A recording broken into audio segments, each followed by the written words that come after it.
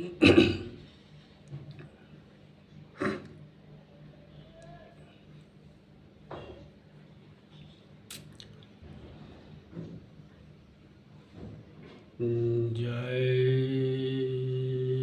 गुरुदेव।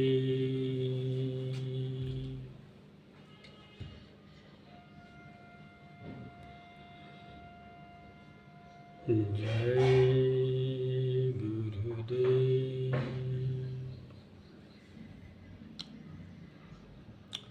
मेरे प्रिय दर्शकों, प्रेमी भाई बहनों, आप सभी को डॉक्टर दिनेश दास जी का सादर जय गुरुदेव। हमारे चैनल में आप सभी का स्वागत है।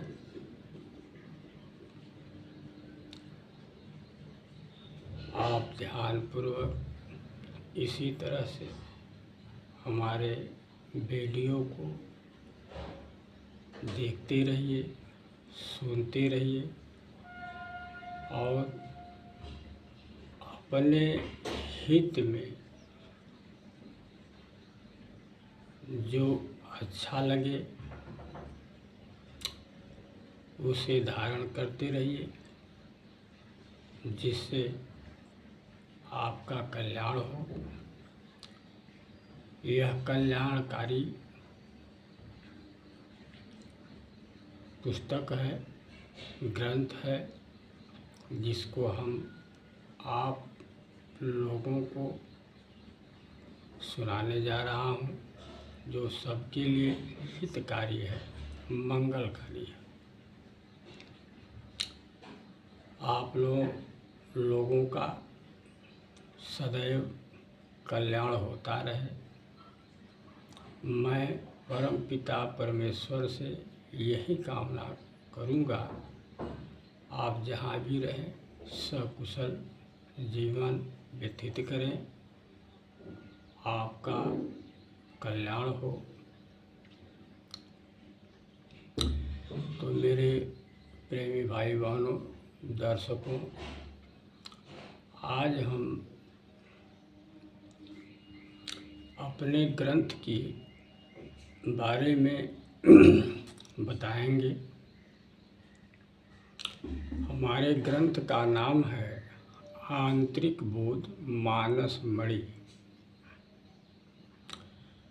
आंतरिक बोध सो ग्रंथ ही जो मनु मणिक समान, पढ़त सुनत मोक्ष पावहीं अस उपजत उर ज्ञान। यानी आंतरिक बोध वह ग्रंथ है जो मानव के लिए मणि के समान है। आप सभी भाई दर्शकों को पता होगा, इसमें मणि का उदाहरण दिया गया है।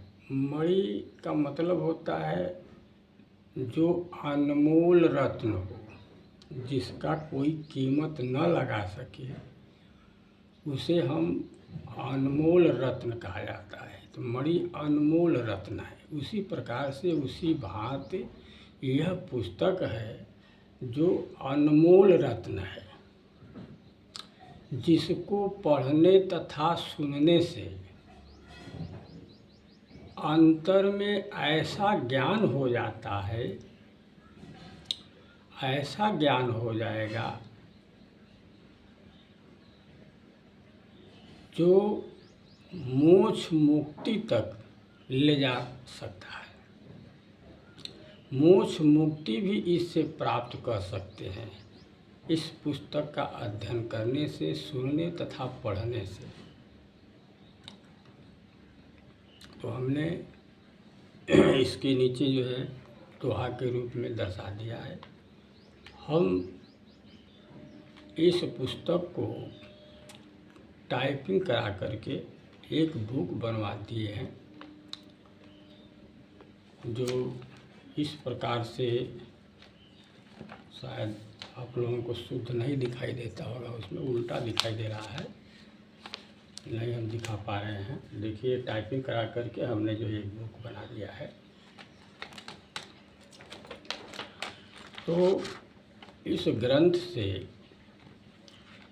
को हम खंड के रूप में प्रथम चरण से आप लोगों को सुनाना शुरू करेंगे।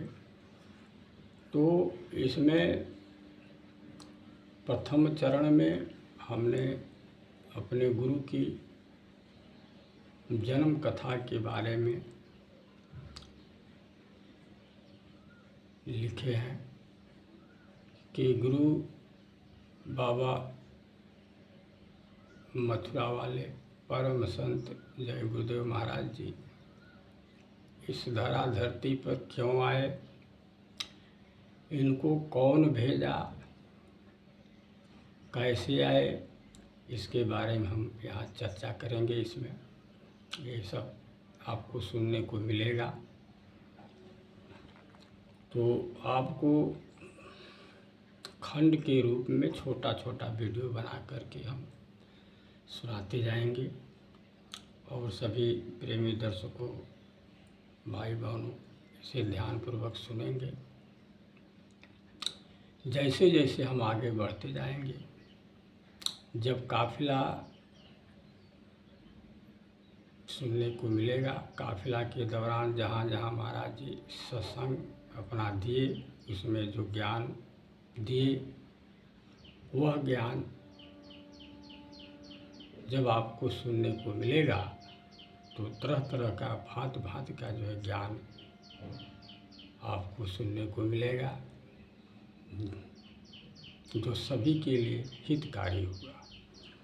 तो आइए हम पहले प्रथम चरण से सुनाते हैं। एक चीज़ हमने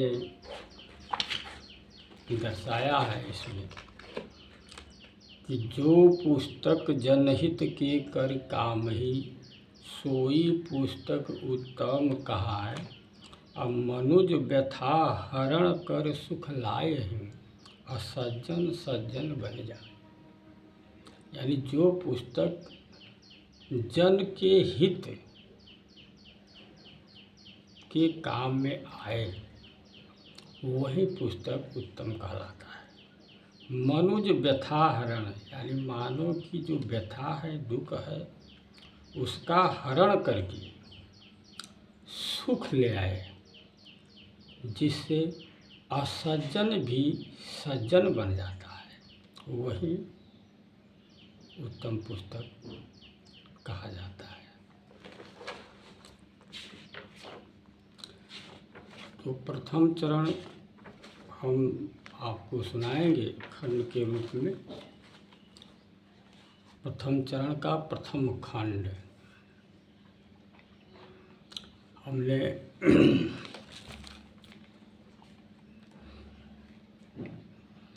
दोहा से आपको हम सुनाना शुरू करते हैं। उसके बाद आपको चौपाई छंद बीच बीच में मिलता जाएगा। वंदना करी करी जोरी के सकल गुरु बारंबार, करहु अनुग्रह दासी पे, हो सुगम भव पार। कविवर दिनेश दास जी कहते हैं कि हाथ जोड़कर सभी गुरुओं से प्रार्थना करता हूँ कि इस भव बंधन को सहजतापूर्वक पार कर सकें। इस दास पर ऐसी कृपा करें। जो सतगुरु सतसंगत की, बन कागा से हम, लगा चित्र संत सदन जो, ताहिनी की चलबन। जो सच्चे गुरु की सच्चे मन से संगत की वो कौवा से हंस बन गया। और जो संतों की फोटो अपने घर में लगाते हैं उसका वंश अच्छा चलता है। गुरु की महिमा अगम है, गुरु गुण लिखा न जाए। लोक परलोक गुण भरा, थाह नहीं को पार। कवि और दिनेश दास जी कहते हैं कि गुरु की महिमा अगम अपार है, गुरु का गुण लिखा नहीं जा सकता। गुरु का गुण लोक और परलोक में भरा है, इनका था कोई भी नहीं लगा पाता है। जो मानुष गुरु नहीं किन, सो हो ही पशु समान। नीक निकेतन नहीं चले, सदा कुमते उलझान। जो मानव अपने जीवन में गुरु नहीं किया वह पशु के समान है, उसके घर में सुमत नहीं होता है, सदा कुमत में उलझा रहता है। मांस मीन मनु खाती जो, भरी मन दुर्गुण सो।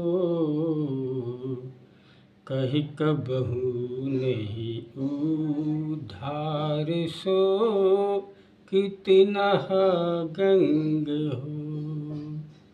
जो मनुष्य मांस मछली खाता है उसका मन दुर्गुणों से भरा रहता है। कवि और दिनेश दास जी कहते हैं कि वैसे व्यक्ति का कभी उद्धार नहीं होता, चाहे वह कितना ही गंगा नहा ले।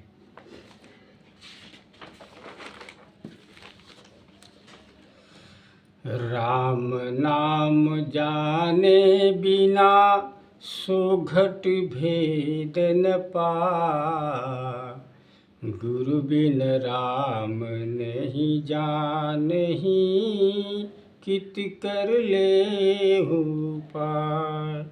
कवि और दिनेश दास जी कहते हैं कि राम नाम को जाने बिना वह अंतर में उनके भेद को नहीं जान सकता।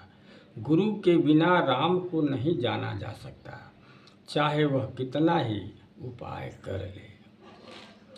मूल नाम गुरु के पाय, जब मिलहूँ भेद जान। जो मनु चेतन चिंतन करी, सोई आत्म पहचान।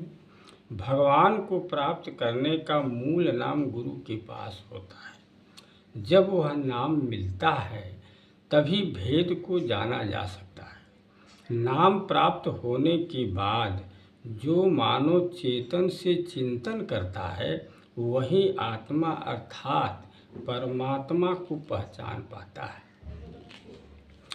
कलियुग केवल नाम से, हो ही मनुज भव पार।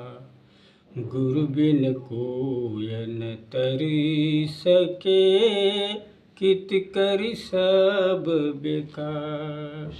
कवि और दिनेश दास जी कहते हैं कि कलयुग में केवल नाम से भव रूपी बंधन से पार हो सकता है। कलयुग में केवल नाम से मानव भव रूपी बंधन से पार हो सकता है, परंतु गुरु के बिना कोई भी तर नहीं सकता, चाहे वह कितना ही कर ले, सब व्यर्थ है। कलयुग केवल नाम ही, तारण एक आधार। कलि नाम जय गुरुदेव ही, सकल लगा भव पार। कलयुग में केवल नाम ही तरने का मात्र एक आधार है। इस कलयुग के वर्तमान में जय गुरुदेव नाम सभी मानव प्राणी को भव से पार लगाएगा। सठ न जानत भक्ति का, ये सोरठा है कि सठ न जानत भक्ति का, बिहसत बिलोक रूपरंग। कहूँ कबिवर दिनेश ही, बोलती कटु बचन बिरंग। कविवर दिनेश दास जी कहते हैं कि मूर्ख लोग भक्ति को क्या जाने, वह तो भक्तों के रूप रंग को देख करके हंसता है और कटु वचन बोलता रहता है। अब इसमें छंद आता है कि सचमुच सतगुरु संत परम, करम धर्म के भगवान। दिनेश दास सत कहूँ कर जोर के, जानु सुजान। सुर सर जस पावन उर, उन्हवारी समबा चालु जान। जो जन जाऊ शरण सो, सुफल जीवन भव मुकुत मान। दिनेश दास जी सभी भक्त गणों से हाथ जोड़ करके कहते हैं कि हे सजनों, सच्चा गुरु सचमुच में परम संत होते हैं। वे कर्म था धर्म के भगवान होते हैं। उनका हृदय गंगा जैसा पवित्र होता है तथा उनकी वाणी चंद्रमा के समान शीतल होती है। जो भक्त सच्चे गुरु के शरण में चला जाता है, वह भव रूपी बंधन से मुक्त हो जाता है तथा उसका जीवन सदा सदा के लिए सफल हो जाता है। अब चौपाई आता है कि जस वायस तस सठहि सुभाऊ, करि करनी न तनिक सकुचाऊ। जस वायस तस सठहि सुभाऊ, करि करनी न तनिक सकुचाऊ। खोल श्रव सुनि बनु हुसियारा, जब परिपालहु गिरहु बिचारा। कविवर दिनेश दास जी कहते हैं कि जैसे कौवे का स्वभाव होता है, ठीक वैसे ही दुष्टों का स्वभाव होता है। वे करनी करके तनिक भी सकुचाते नहीं हैं, बल्कि वे अपने आप को होशियार समझते हैं और अपने कानों को सुनने के लिए खोल देते हैं। जब उनका अच्छे भक्तों से सामना पड़ जाता है तो वे बेचारे शर्म से झुक जाते हैं।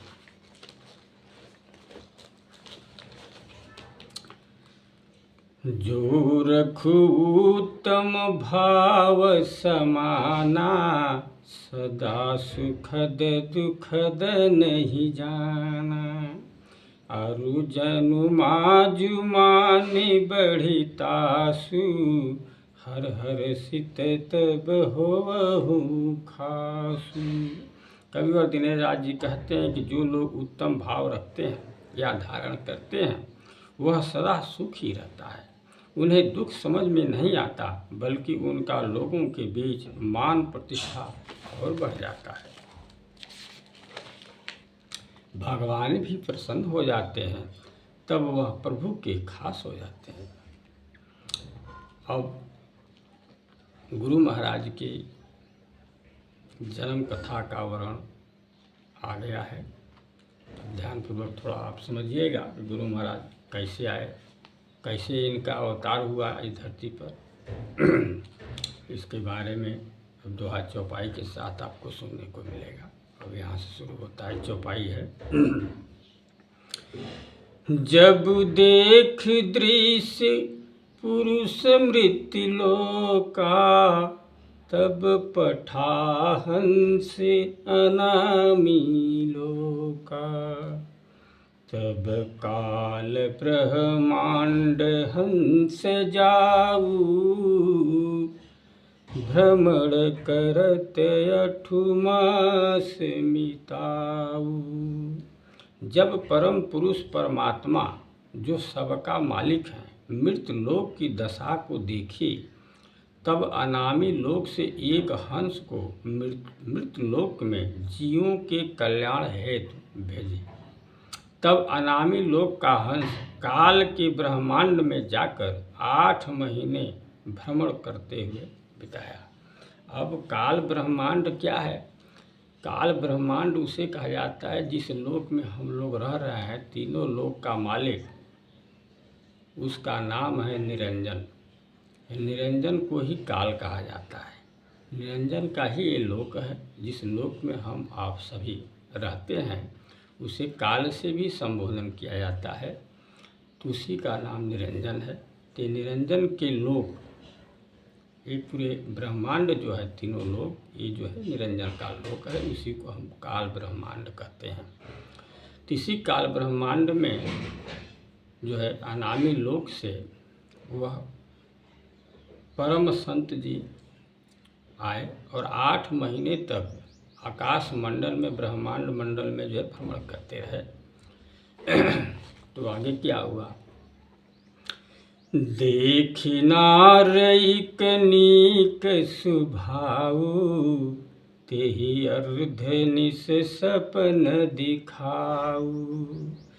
संत रूप सदन लिन्ह अवतारू, करभ रूप धरि जगत निहारू। मृत लोक के एक गांव में एक अच्छी स्वभाव की औरत को देखे, तब उसे अर्धरात्र के समय एक स्वप्न दिखाए कि तुम्हारे घर में बालक के रूप में एक संत अवतार लेगा, तुम्हें गर्भ रूप धारण करके जगत को दिखाना होगा। नवा मास सदन आवत ही, संत रूप सदा देखहु मोहि। यह राज जानहु नहीं कोई, कुटुंब कुशल सब तोर होई।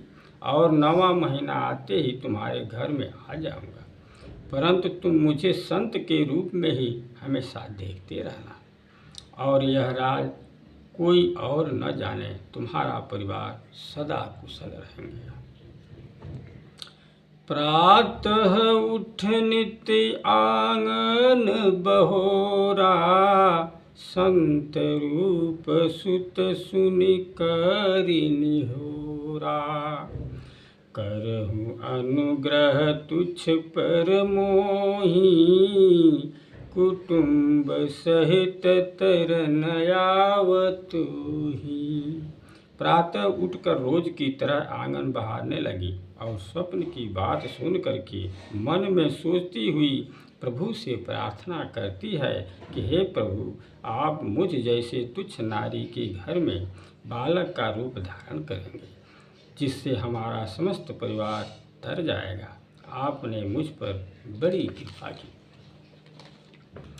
करि पालन सदा बचन तोरी, नहीं जानहु जगत कछु मोरी। कहि करि जोर जय हो विधाता, तुम ही करता व्यथा हरदाता। मैं आपके वचनों का सदा पालन करूंगी, जगत के लोग कुछ भी नहीं जानेंगे। नारी हाथ जोड़ करके कहती है कि हे विधाता, आपकी जय हो। आप तो दुखों का हरण करने वाले दाता हो और करता भी हो, आपकी जय हो। दोहा आ गया है।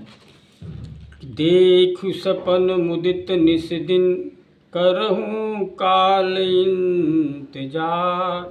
बड़ु भाग प्रभु पधार निकेतन, धन्य ही जीवन हमार। जिस दिन से नारी स्वप्न देखी थी, उसी दिन से रात दिन आनंद में रहती थी और वह समय आने का इंतजार कर रही थी, तथा कहती थी कि बड़े भाग हमारे जो हमारे घर प्रभु पधारेंगे, हमारा तो जीवन धन्य हो गया। 9वां माह के जब दिन आही, प्रातः गौसा नित्य नार जाही। गर्भस्राव उदर उठहि पीरा, भय प्रकट तब धारण धीरा। जब 9वां महीने का दिन आ गया तब रोज की तरह नारी अपने गौशाला में साफ सफाई के लिए गई। उसी समय पेट में प्रसव वाली पीड़ा उठने लगी। तब तारणधीर संत जी बालक के रूप में प्रकट हो गए। सुनहु जब ग्राम की नर नारी, हर्षित धाय पास की सारी। जहु प्रकट तेहि नाम खितौरा, मुदित जनु जस गुगुनात भौरा। जब गांव की नर नारी सुने तब आसपास के सभी प्रसन्नता में दौड़ते आए। जहाँ संत जी प्रकट हुए थे उस गांव का नाम खितौड़ा था। ऐसा देखकर सभी लोग आनंद में भौरे की तरह आपस में गुनगुनाने लगे। जब से लीन अवतारहु ग्रामा, तब से मिलहु सकल सुख धामा। चहु दिस सुहावन बही बयारी, मुदित झुमत सकल जीवधारी। जब से प्रभु संत जी उस गांव में अवतार लिए तब से उस गांव में सभी के घरों में सुख प्राप्त होने लगा और चारों दिशाओं में सुहावनी हवा बहने लगी, जिससे सभी तरह के जीवधारी पशु पंछी मनुष्य आदि आनंदित होकर झूमने लगे। मंगल भवन अमंगल हारी, सकल दुख हरन तरन पधारी। बजा ढोल नगार सहनाई, झूमत नाचत गावत लुगाई। उस गांव की नारियां बालक के जन्मोत्सव पर ढोल नगारे तथा सहनाइयाँ बजा बजा कर झूमती नाचती तथा गाती हैं कि मेरे भवन में अमंगलहारी जो सभी दुखों का हरण करने वाले तारनहारी हैं, प्रभु मंगल हेतु पधारे हैं। असदृश्य देखी घबराऊ कालू, कवन कहाँ से आऊ दयालु। दीख त्रिनेत्र अनामी हंसा, होवन पूरे कहीं कबहु सा। ऐसा दृश्य देखकर काल निरंजन भगवान घबरा उठे। सोचने लगा कि यह महान आत्मा दयालु कौन है, कहाँ से आया है। तब त्रिनेत्र के द्वारा देखा कि यह अनामी लोक का हंस है। तब कहा कि इसका मनसा कभी पूरा नहीं होगा। दोहा आ गया। काल लोक पधार देख पर ही निरंजन शोक, बिन कछु बिन पुछ प्रस्थान किन्न कही, नीक न की मम लोक। काल निरंजन के लोक में हंसा को आए देखकर निरंजन शोक में पड़ गया और कहा कि बिना पूछे मेरे लोक में प्रस्थान किया है, अच्छा नहीं किया। गा गीत सुभग परस पर नारी, भूलहु व्यथा पीर सब सारी। लला रूप सदन प्रभु पधारे, छाई हरस बड़ु भाग हमारे। गांव की कुछ नारी आपस में मिलजुल करके अपनी सारी दुख पीड़ा को भुला करके सुंदर सुंदर से गीत गा रही हैं कि आज हमारे गांव में खुशहाली छा गई है, क्योंकि लला के रूप में प्रभु पधारे हैं। माघ माह गुरुलीन अवतारू, सुभग सुशील तेहि परिवारू। तात मात रख तुलसी नामा, जिला इटाव खितौरा ग्रामा। माघ के महीने में गुरुदेव अवतार लिए। उनका परिवार सुंदर सुशील स्वभाव का था। माता पिता उनका नाम तुलसीदास रखा था, जिनका ग्राम खितौरा जो जिला इटावा में। पिता राम सिंह कहला जिनके, माता मोहनी नाम तिनके।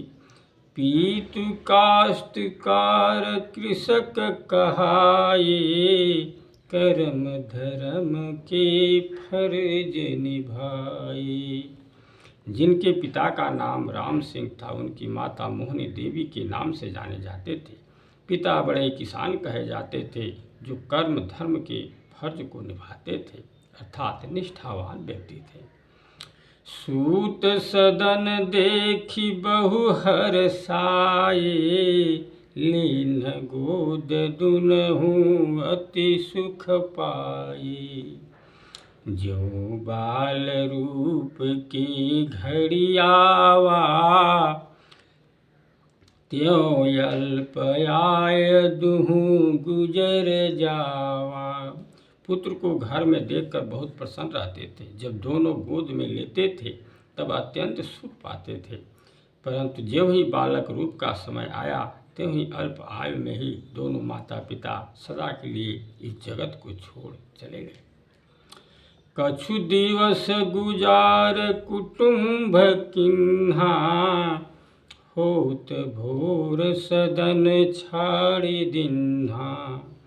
जाऊ तह जह तेहि निज मामा, देख दुलार करत लाधामा। कुछ दिन परिवार में गुजारा किए और एक दिन भोर के समय घर त्याग दिए। तब वहाँ गए जहाँ उनका सगा मामा थे। मामा जी अपने भांजा को देखकर प्रसन्नतापूर्वक तब अपने घर लाए। दोहा आ गया कि नंग पाव बसन चिथड़हि, दिवस निस बितासो। काम काज करहूँ गृह के, 7 साल उम्र हो। मेरे प्रिय दर्शकों, क्षमा कीजिएगा, वीडियो बड़ा हो जाएगा, इसलिए मैं यहीं तक बोलकर स्टॉप करता हूँ। खंड के रूप में ये प्रथम खंड, इसे समझिएगा। अब दोबारा जो वीडियो आएगा ये दूसरा खंड होगा, द्वितीय खंड। इसी प्रकार से मैं खंड के रूप में छोटा छोटा वीडियो बनाकर आप लोगों को सुनाता रहूँगा। मेरे प्रिय दर्शकों, भाई बहनों, सभी से मेरा निवेदन है कि वीडियो को ध्यानपूर्वक इसे सुनते रहेंगे और लाइक, सब्सक्राइब तथा शेयर करने से नहीं भूलेंगे, अवश्य करने की कृपा करेंगे। धन्यवाद। जय गुरुदेव।